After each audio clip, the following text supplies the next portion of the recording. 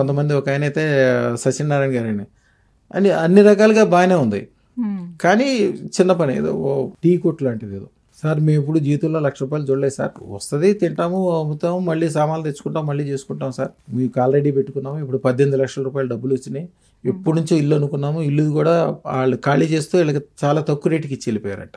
₹18 లక్షలకి హైదరాబాద్ సిటీలో ఇల్లు ఎక్కడ వస్తుందంటే అది మామూలుగా వేరే వాళ్ళకి అమ్మాలంటే చాలా కాస్ట్లీ ఉంటుంది. వాళ్ళు అమెరికాలో ఉండి ఇక్కడికి వచ్చి వీళ్ళ మీద ఖాళీ చేయించి ఇవన్నీ చేయటం ఎందుకని చెప్పి దాదాపు 3 కోట్ల ఖరీదు ఉన్న ఇల్లు వాళ్ళకి ఫస్ట్ నుంచి వాళ్ళు ఖాళీ చేయమన్నోళ్ళు అదృష్టం పెట్టుకున్నాక వీళ్ళకి 18 లక్షలకి వీళ్ళ దగ్గర ఉన్నది. అదే 18 లక్షలు మా దగ్గర ఎక్కడ నుంచి మాకే తెలియదండి అంటున్నారు.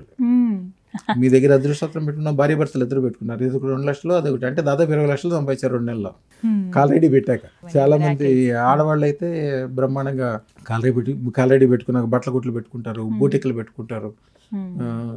ఎక్కడి నుంచో డబ్బులు వచ్చేస్తాయి. ఎంత పెట్టుకుందామని మనసులో అనుకుంటే చాలు, ఆ రోజు నుంచి స్టార్ట్ అవుతుంది.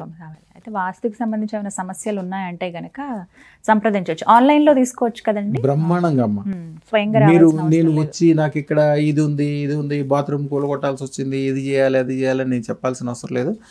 ఏదన్నా కంపల్సరీ మార్చాల్సి వచ్చిందంటే నేను ఆన్లైన్లో చెప్పేస్తాను. అసలు అవసరమే రాదు. అదృష్టం ఉన్న చోట చెడే ఉండదు, కోటి సూర్యుల ప్రభావం దాంట్లో వెలుగు ఉంటుంది. ఇక చీకటి ఎక్కడ ఉంటుంది? వాస్తు అనేది చాలా చిన్న విషయం. ఆ చిన్న విషయం అనేది భూమి మొత్తాన్ని ప్రభావవంతం చేసే, అంటే మీరు ఎప్పుడైతే అదృష్టం పెట్టుకుంటారో గుండ్రంగా ఉన్న భూమి మొత్తం, గ్లోబ్ మొత్తం మీ చేతిలో ఉన్నట్టే. గ్లోబ్ మొత్తం, భూమి మొత్తం మీ చేతిలో ఉన్నప్పుడు మీకు ఇంకా వాస్తు ఏంటి? మీరే వాస్తు పురుషుడు కంటే కోటి రెట్లు ఎక్కువ పవర్ఫుల్.